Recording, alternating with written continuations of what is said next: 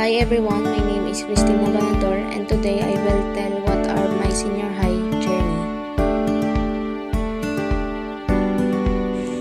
Ang buhay senior high ay masasabi kong nakakabaliw. Pero dito ka makakatagpo ng mga taong sasamahan ka sa hirap at ginawa.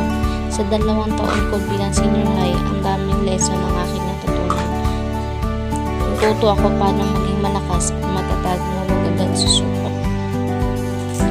Sa senior high, mararanasan mo rin kung paano mag-drain at mag-breakdown gabi-gabi. Subalit pag natapos mo na yung mga schoolwork na yun, ay walang pantay na kasiyahan. Sa 2 taon, makakatagpo ka ng guro na tutulungan ka. Meron din naman na imbes tulungan ka ay pagtatawanan ka.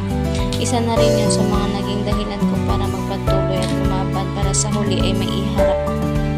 Ang pagiging senior high ay isa sa mga masasayang araw ng buhay ko dahil makikita mo yung development o growth niyo ng bawat isa. Tumangas National High School have a best teachers, especially to those strict and practical. Yun yung mga guro na mas lalo magpapatibay sa'yo. I'm always hear the complaints of my classmate but I'm always saying, okay naman si Sir Ganto at si Ma'am Ganyan kung lahat ng pinapagawa ay magagawa mo. Sobrang nagpapasalamat ako dahil sa inyo, sir.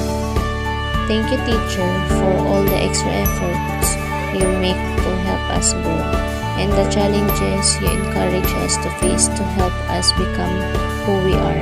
You are not only our teacher, you are our friend, authority, and guide. All rolled into one person will always be grateful to you for your support and kindness.